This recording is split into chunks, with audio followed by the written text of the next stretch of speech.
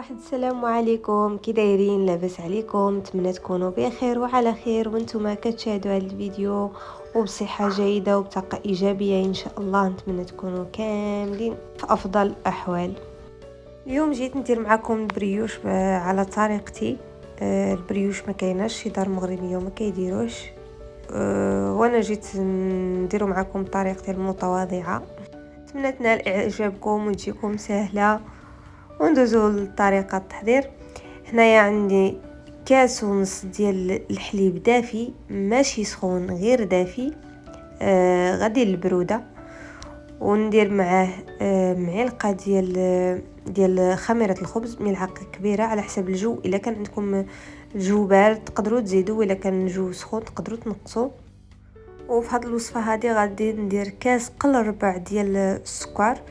غادي ندير غير نص ديال داك كاس قل ربع ديال السكر، غادي نضيفو مع الحليب والخميره ديال الخبز ونخليهم نخلطهم ونخليهم يتفاعلوا شويه حتى يطلعوا.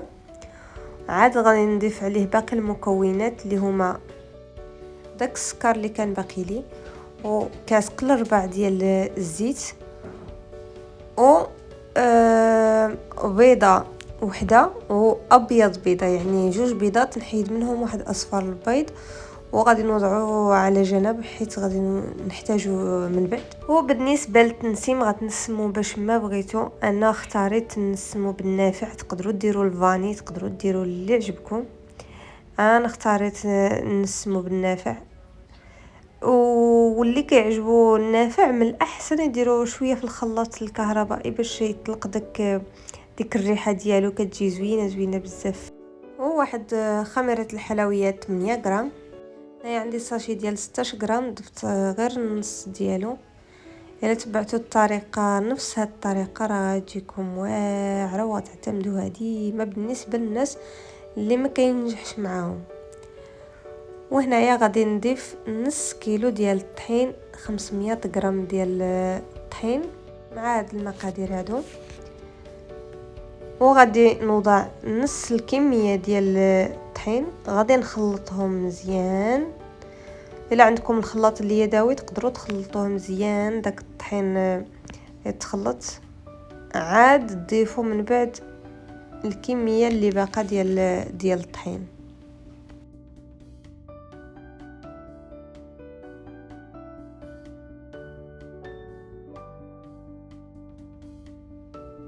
وهنايا بعد ما تطحن كيجي بحال هذا الشكل هذا.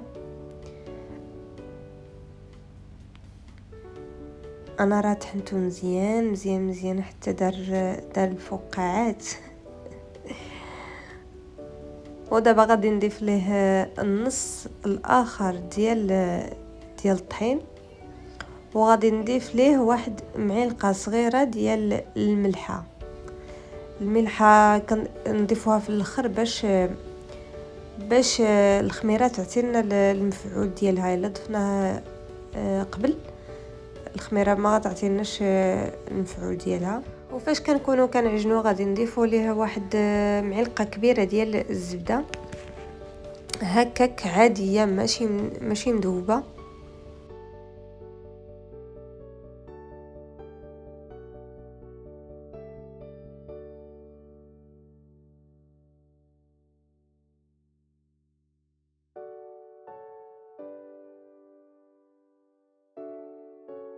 وهنايا فاش تعجنات سالات غادي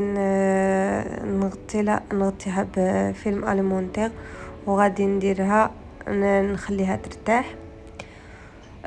نصيحه، راه البريوش باش ينجح لكم مزيان خاصو ضروري يخمر مزيان.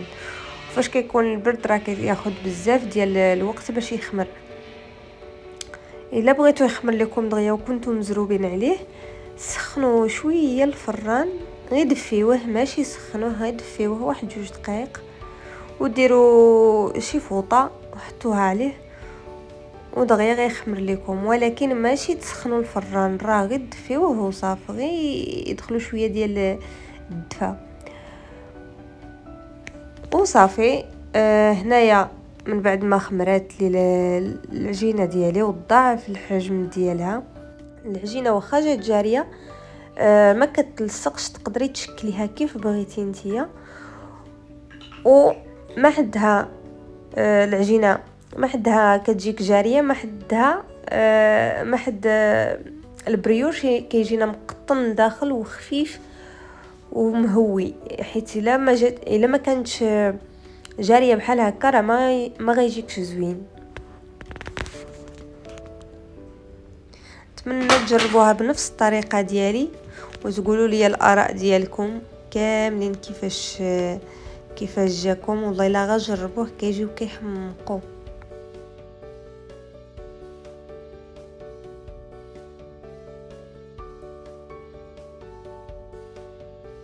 وهنا يا صديقاتي من بعد ما شكلتهم خديت ديك اصفر بيضه اللي وضعته على جنب، ضفت معاه شويه ديال قهوه سريعه الذوبان باش تحيد ديك الزفوريه. تقدروا تضيفوا نتوما شويه ديال الحليب اللي بغيتو تقدروا تضيفوه. وغادي ندهنهم كاملين، وغادي نوضع من فوق منها الجنجلان. تقدروا تضيفوا اي حاجه بغيتوها من الفوق. وفاش تساليو ضروري خاصكم تخليوهم يخمروا، ضروري خاصهم يخمروا ويتنفخوا مزيان عاد تشعلوا لهم العافيه. وإلا كنتم مزروبين وما بغاوش يطلعوا، ما بغاوش يخمروا لكم، غادي تنقصوا الفران لاقصى درجه. الا كان عندكم فران مجهد بزاف ديروا ليه 120 وطلعوهم ديك الصينيه ديال الفران ما تهبطوهاش لتحت، طلعوها شويه الفوق باش الحراره تبقى طلعي بشويه. وديك الساعه غيخمروا وغيطيبوا في نفس الوقت، لحقاش عجناهم بالحليب راه دغيا كيتحمروا وغيخمروا في نفس الوقت، غيطيبوا ويتحمروا. مهم خاصهم يطيبوا على نار هادئه بزاف. وإلا خمروا ديك الساعه شعلوا الفران على نار متوسطه وصافي وخليوهم حتى يطيبوا.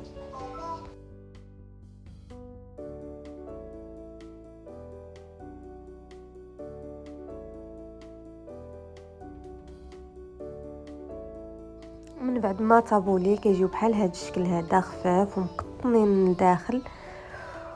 وكنتمنى تكون عجباتكم طريقتي في التحضير ديالهم.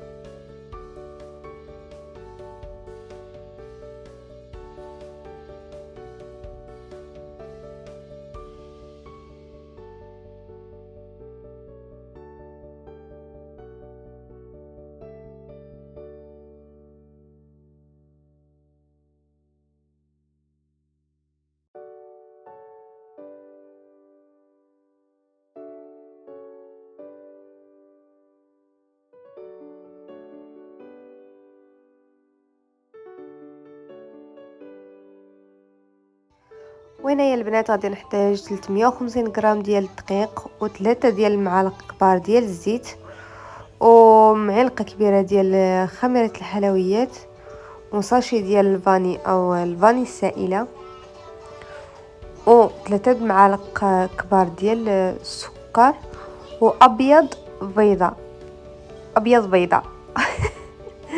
واحد البيض ديال البيضه. ربيتي اختي واكله العصا اش غندير ليها. وعندي كاس عنبه ديال الحليب، ما يكونش سخون بزاف، غير مهرسالو ديك البروده، يدا فيها شي شويه.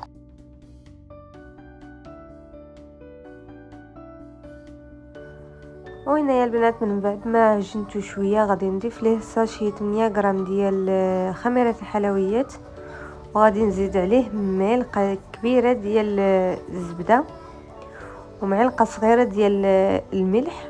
وغادي نعاود نعجنهم شويه، ماشي ضروري تعجنوه بزاف، غير تجمعوه شويه تلقاو داكشي تخلط مزيان وصافي. خليوه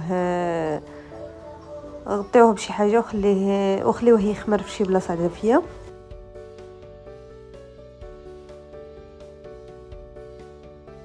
وهنايا دازتني اللقطه فاش كنت كنحط المقادير. غنديروا كاس ونص ديال اي نوع ديال العصير كتفضلوه، اي نوع كيعجبكم.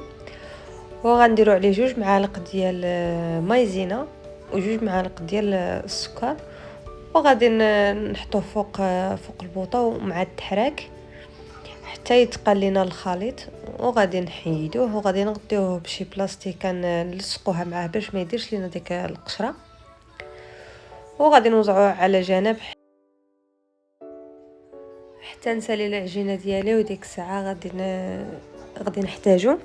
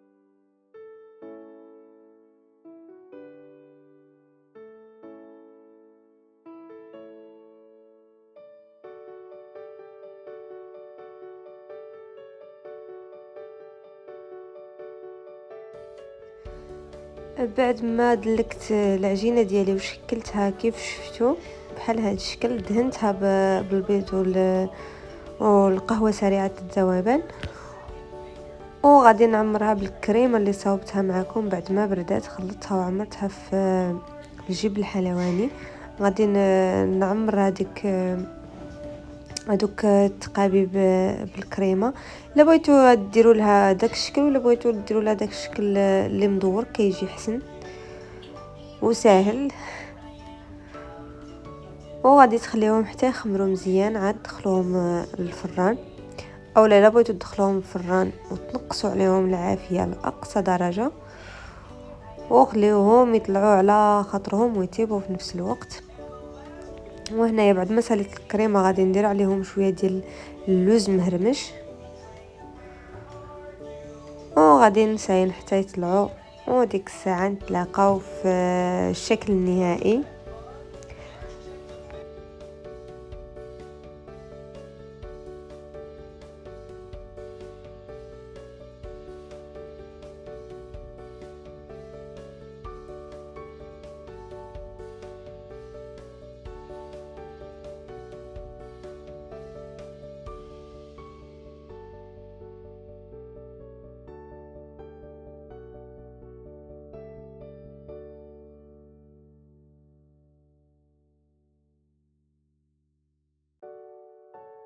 والشكل النهائي ديالهم كيجي بحال هذا الشكل هذا، كيجيو رطبين ومقطنين داخل وخفاف بزاف وكيجيو زوينين بزاف. نتمنىكم كاملين تجربوهم وتكون عجبتكم طريقتي، وتهلاو ليا فراسكم حتى الفيديو القادم ان شاء الله. خليتكم على خير.